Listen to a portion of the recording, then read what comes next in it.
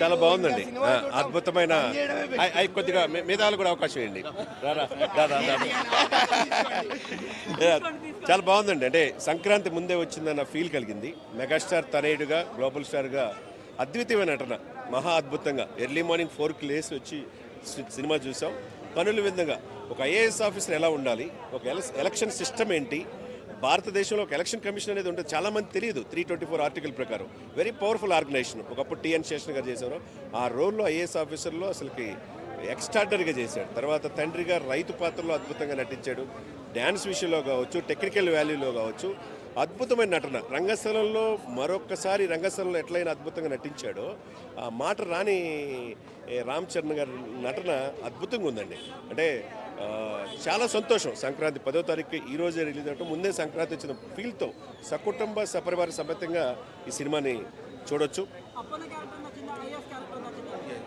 పోటాపోటీగా ఉందండి. అప్పన్న క్యారెక్టర్ ఏంటంటే మాట రాని వ్యక్తి. ఏ విధంగా రాజకీయాలు అనేది ఎలా ఉంటాయి, రాజకీయాలు ఏ విధంగా ప్రభావితం చేస్తాయి, సమాజాన్ని ఏం మార్చగలం అనేది చాలా చక్కగా అప్పన్న పాత్ర చూపించారు.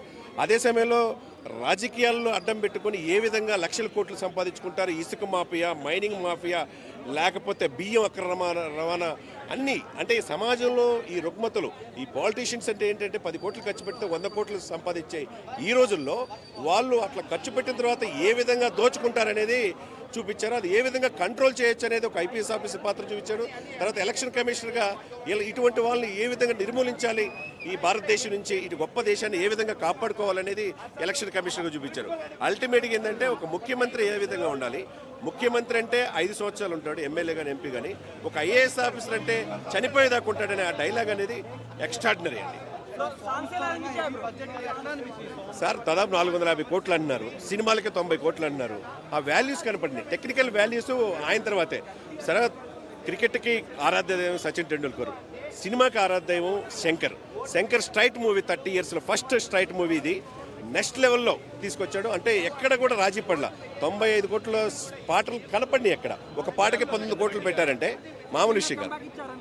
డెఫినెట్గా కంబ్యాక్ అండి. ఒకప్పుడు ఒకే ఒక్కడు, తర్వాత ప్రేమికుడు కావచ్చు, భారతీయుడు 1 కావచ్చు. ఈ రోజున దాదాపు 30 సంవత్సరాలు ఆయన చరిత్రలో స్ట్రైట్ మూవీ గేమ్ చేంజర్ చరిత్ర కాబోతుందండి. ఏమండి,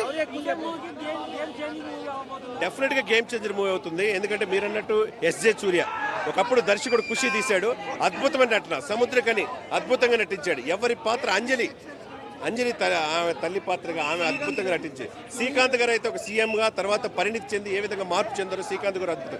ఎవరి క్యారెక్టర్ ఏ విధంగా చేయాలో సునీల్ గారు కూడా చాలా రోజుల తర్వాత మంచి క్యారెక్టర్ సునీల్కి ఇచ్చారు. ఓవరాల్గా సినిమా సూపర్ హిట్ అండి. సంక్రాంతికి మంచి సినిమా చూసామన్న ఫీల్ తెలుతున్నాం. డెఫినెట్గా ఈ 3 సినిమాల్లో గేమ్ చేంజర్ అనేది సంక్రాంతి విన్నర్గా నిలుస్తుంది.